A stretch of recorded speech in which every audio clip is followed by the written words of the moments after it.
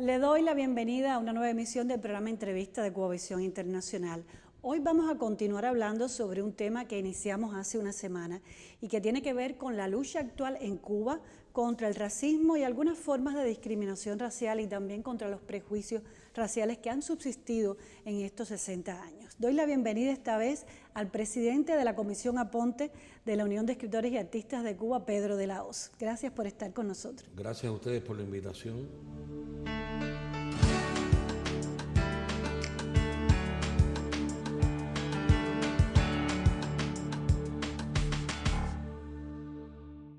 Es un tema que ha arrastrado mucho debate, mucha polémica en el sector cultural durante las últimas décadas. Y creo que en buena medida gracias a eso nació esta Comisión Aponte. Es decir, estos temas los artistas se apropiaron de ellos en los años 90 sobre todo y también a finales de los 2000. Y mi pregunta es si nace esta comisión debido precisamente a ese proceso tan profundo de cuestionamiento, de análisis, que en alguna medida habían sido soslayados, en algunos casos silenciados o incomprendidos, digamos. Efectivamente, Esther, esto es una cadena de acontecimientos en la cual los artistas y escritores hemos tenido un papel protagónico, pero no el único. El gran protagonista de esta batalla se llama Fidel Castro. Recuerdo, yo estaba ahí en el Congreso de la UNIAC del año 1998, en que algunas personalidades de nuestra cultura, como Alden Nay, como Elvira Cervera, bueno, el medio televisivo, muy recordado por el medio televisivo, como Tito Junco, como Acenés Rodríguez, plantearon el problema como parte de los debates, la subsistencia de prejuicios raciales, las manifestaciones de racismo. En la televisión se veía en aquella época una cosa, los actores y actrices negros eran prácticamente para personajes de esclavos, sí. No tenían el protagonismo, ni estaba coloreada la pantalla como ahora está. Y eso se planteó ahí y Fidel subió a la parada como acostumbraba él. Habló de cómo aparentemente por las leyes, por las políticas públicas, muchos pensaron que se había eliminado ya todo vestigio de discriminación racial o de prejuicio, pero cómo subsistía. Y habló en esa oportunidad, después profundizó en el Congreso de Pedagogía del año siguiente, aquel del UNIAC, en una categoría que él definía como el racismo objetivo. Y tenía que ver con las desventajas socialmente acumuladas, de las cuales creo que Renzoli habló en el programa anterior, en la primera parte de esta comparecencia. Y Fidel fue quien estimuló a que se estudiara el problema y que se abordara seriamente, y que como parte de las batallas de ideas que él estaba planteando, había que plantear también la batalla contra el racismo y contra los prejuicios raciales. Sin embargo, la comisión nace prácticamente 10 años después de aquel Congreso del 98. ¿Por qué nace después? Porque los procesos tienen que ir madurando. Hubo un primer momento en que el mismo seno de la UNIAC con un proyecto que se llamó Color Cubano, como la frase de Guillén, la famosa frase de Guillén en el prólogo a uno de sus primeros poemarios. Después se iban trabajando otras organizaciones también muy asociadas a la UNIAC, como la Fundación Nicolás Guillén, propiamente dicho, pero se necesitaba dar un salto de calidad en el debate. Porque ¿qué pasaba? Que al principio era mucha catarsis, no es que no exista la catarsis, es decir, la queja, la denuncia, el diagnóstico, pero sin relacionar causas, efectos con soluciones. Hubo toda esa primera etapa, entonces fue necesario, démosle el mérito a quien se lo merece, al poeta, antropólogo Miguel Barnett, autor de esa extraordinaria obra que se llama Biografía de un cimarrón, es decir, muy sensibilizado con el tema, diríamos blanco, rubio, de ojos azules, pero negro, mestizo, cubano, de pie a cabeza, quien, siendo presidente de la UNIAC, plantea darle un vuelco al tratamiento del tema y crear la Comisión Aponte. Una comisión contra la discriminación racial y contra el racismo, y por la promoción de los valores del legado africano, que eso consustancial una cosa a la otra dentro de la labor de nuestra comisión. No es solamente trabajar el tema del racismo, contra el racismo y los prejuicios raciales, sino al mismo tiempo también visibilizar, potenciar y colocar al nivel jerárquico que se merece el aporte del legado de los africanos y de los afrodescendientes en nuestra cultura. Es decir, Una cosa no se puede ver separada de la otra, por contrario, hay que verlo articulado. Y Miguel Barnet plantea hacer esta comisión, que el primer presidente de la comisión, quien me antecedió a mí, el diplomático y escritor Heriberto Feraudi, fue el que tuvo la feliz idea de recordar a Ponte nombrando la comisión con el nombre. Pedro, usted ha dicho anteriormente que en Cuba no existe discriminación racial como sistema, pero que hay factores estructurales, coyunturales y subjetivos que hacen que los prejuicios sigan aflorando. ¿Cuáles serían esos factores en su opinión? Es cierto, en Cuba no existe el racismo institucionalizado. Con las leyes, con el soporte legal de la propia revolución, desde el propio año 1959, en esos 2 primeros años en que Fidel habló, por cierto, repetidas veces, de que una revolución, de que nuestra revolución tenía que ser antirracista por naturaleza, se pensó entonces de que se le había dado un tiro de muerte al racismo institucional, lo cual fue verdad. Ejemplo, las playas abiertas, los clubes exclusivos quedaron atrás. Había ciudades en Cuba en que los negros iban por fuera y los blancos por dentro del parque. Pocos negros tenían acceso a la institución privada de educación. Bueno, se universalizó la enseñanza y ya la enseñanza fue para todos. En un hospital no te preguntaban ya si tú eras negro, mestizo, mulato, lo que fuera, todos con las mismas oportunidades, legalmente. Sin embargo, como es una construcción cultural, como es algo que va dentro de la cabeza de la gente, eso estaba subterráneamente alimentándose hasta que hubo un momento en que se reprodujeron. Factores objetivos, desventajas sociales acumuladas, sociales y económicas acumuladas. Ejemplo claro de ellas, la situación de la vivienda. ¿Dónde están las condiciones más deterioradas de la vivienda? ¿Cuáles son esos barrios? ¿Dónde están los barrios marginales? ¿Quiénes son los que viven en los barrios marginales? Ahí tienes una prueba palpable de que los negros y los mulatos, aunque hay muchos blancos en esa condición, pero son estadísticamente sobre representados cuando vas a ver vulnerabilidades sociales y económicas, a partir del factor de la vivienda, por ejemplo. En el acceso a la educación superior. En Cuba apareció una figura tremenda en los últimos años, no la critico, existe, que es el repasador para las pruebas de ingreso. ¿Quiénes tienen mayor, quiénes contratan a los mejores repasadores o quiénes pueden contratar a repasadores? Vaya, incluso no solo a los mejores. Las familias blancas que han tenido una ventaja, que tienen ventaja acumulada. Y entonces, por tanto, es más difícil que un muchachito negro o mulato acceda, le cuesta más trabajo acceder, vencer las pruebas de ingreso. Ventajas que son intelectuales y económicas también. Por supuesto, intelectuales y económicas. Intelectuales incluso porque hasta la alimentación tiene que ver con la formación del cerebro, con las facultades, con el desarrollo de la inteligencia y de las capacidades cognitivas. Y las desventajas materiales influyen en esto.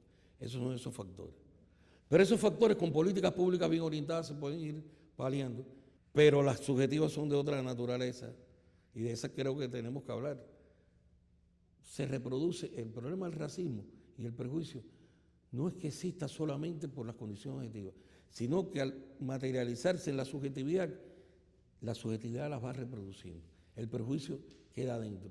Frases que se dicen, conceptos que se repiten, perspectivas erradas acerca de los seres humanos.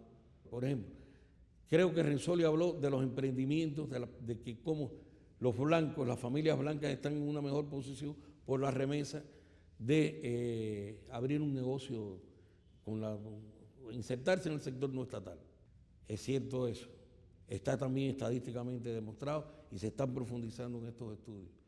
Pero hay una cosa, cuando tú vas a un paladar estera, a un paladar, sobre todo, lo mismo te lo encuentras en Trinidad que en El Vedado, que menos en Santiago de Cuba, pero en La Habana y en ciertas provincias del centro del país, y en Matanzas te encuentras que el dueño del paladar, del restaurante privado, es blanco. O por lo menos pasa por blanco, porque ese es otro problema que voy a hablar después. Pero los empleados, ¿dónde están los negros? Ni siquiera de camareras. Las camareras a veces hay un criterio sexista y racista, incluso lo han hecho, lo han exteriorizado en peticiones, en anuncios de trabajo, ya lo hacen menos, pero hubo un momento hace unos años que lo hicieron, se solicitan camareras muchachas jóvenes, blancas, de buen aspecto, pero entonces los negros estaban y las negras en la cocina, o por una cosa muy curiosa, o en la puerta de porteros, los que habían sido luchadores o levantadores de pesas. En la security, palabreja que también hemos asumido por el colonialismo cultural, que es otro de los fenómenos del cual algún día habrá que hablar, los de las rémoras del colonialismo cultural. Pedro, el tema se lleva por primera vez ante el Parlamento cubano en el año 2011 y lo lleva precisamente allí la Comisión Aponte. Por supuesto. Y ustedes presentan allí un informe sobre la problemática racial en Cuba en ese momento. ¿Qué impacto tuvo frente a los diputados que los artistas e intelectuales cubanos fueran los que llevaran ese tema allí? ¿Y qué resultado tuvo eso? Fue un descubrimiento, porque lo que estábamos hablando de los factores objetivos y subjetivos quedaron expuestos por primera vez ante ese órgano, ante el órgano legislativo. Era una labor de sensibilización y concientización.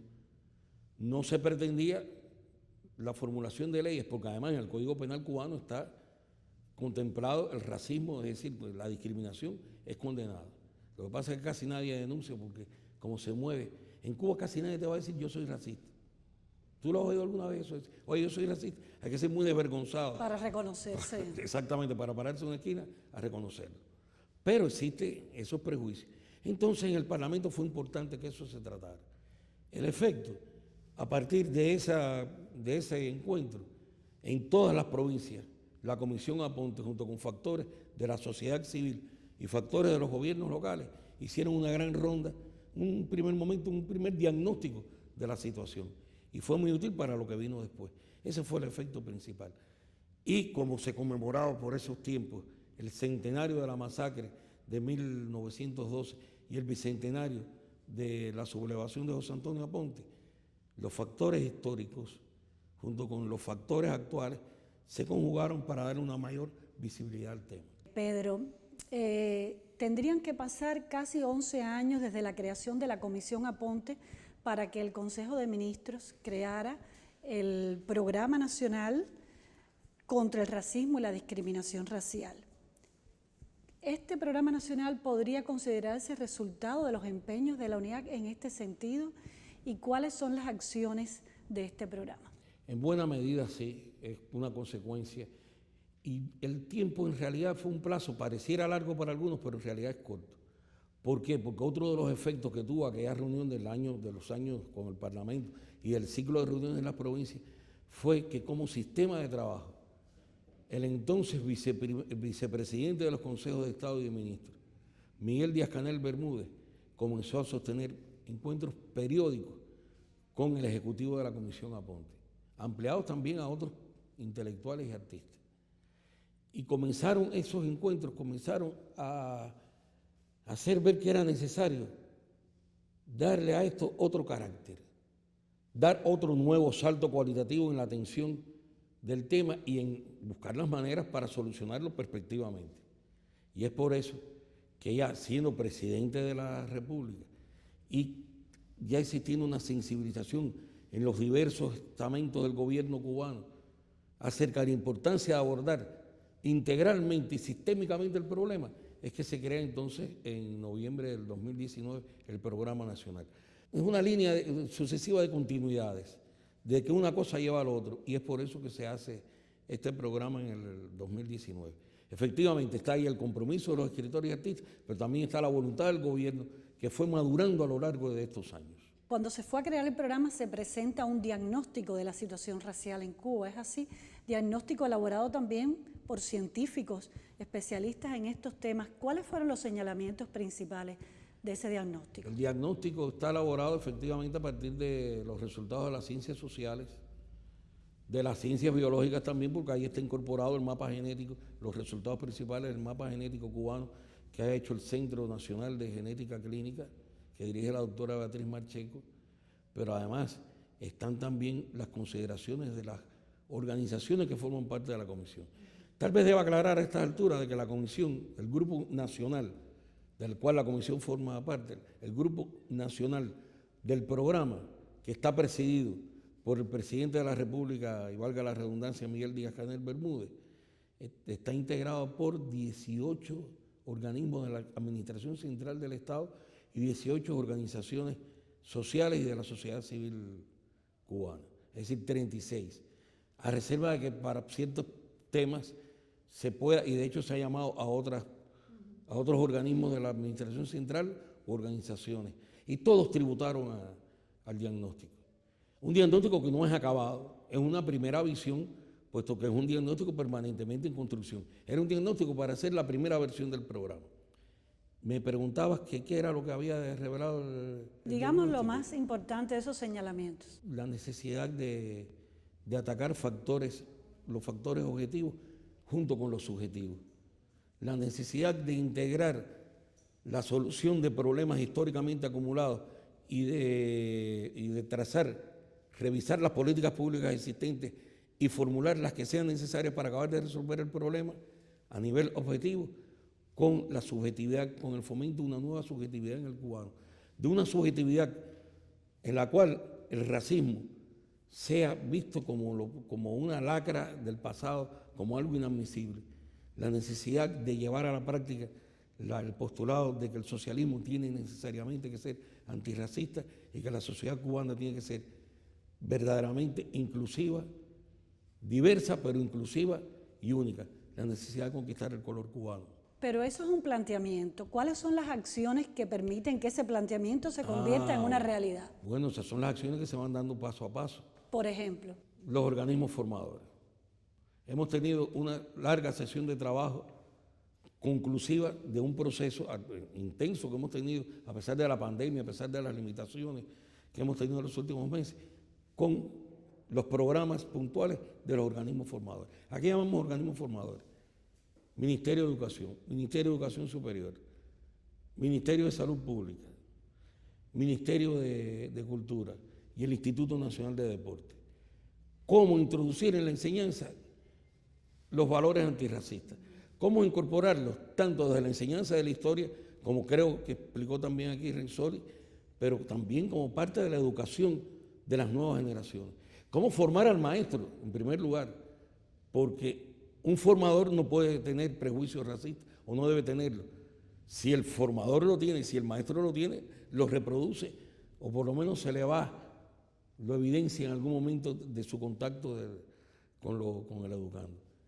Y hay programas concretos que tienen plazos de seguimiento, plazos de concreción, formulaciones muy precisas, que darán al traste más temprano que tarde con el problema.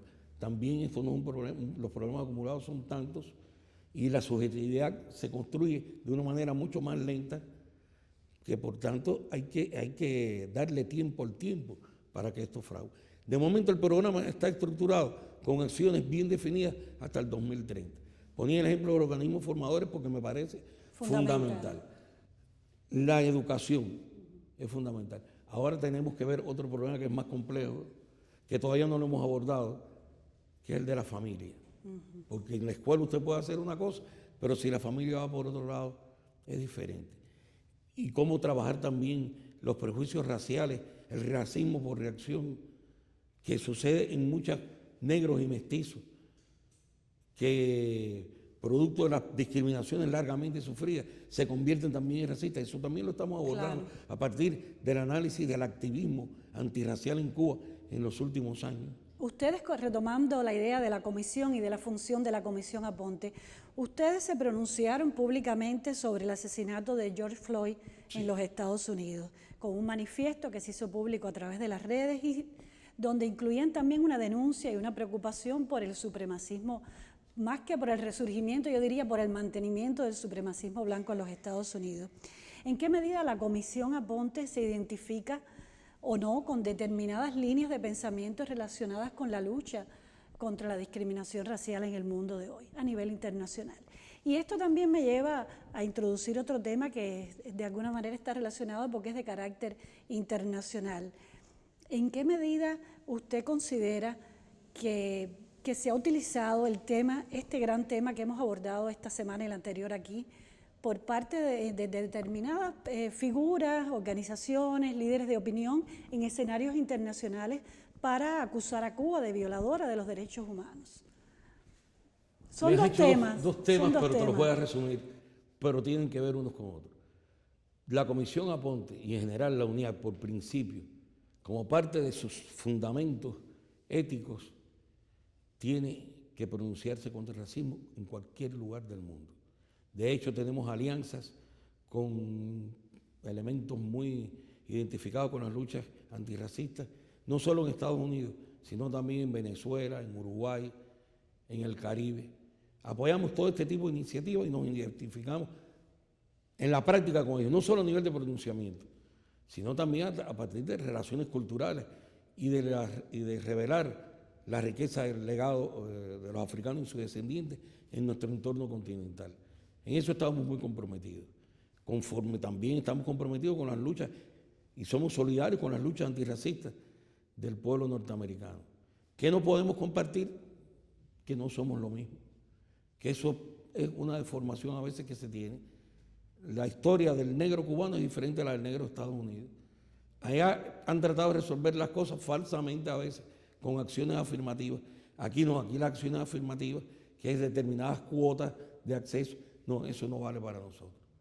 Nosotros tenemos que ser una sociedad inclusiva a partir del mérito de la transformación de la subjetividad y de la transformación de las condiciones objetivas para esa sociedad inclusiva a la que aspiramos a alcanzar más temprano que tarde. Ahora bien, como el tema ha sido muy manipulado también por la subversión contra la Revolución Cubana, está presente.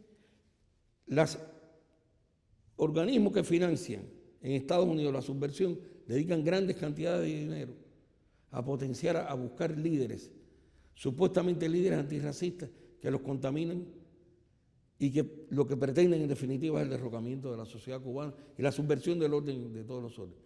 En eso hay organizaciones que van a Ginebra, les pagan los viajes a Ginebra al Consejo de Derechos Humanos, desconociendo toda la labor, no digamos solo a la Comisión Aponte, desconociendo todo lo que ha hecho la revolución, que es tremendo, con independencia de prejuicios y de vestigios y de actitudes discriminatorias, lo que ha hecho la revolución en 60 años incomparablemente superior a lo que nos queda aún por hacer.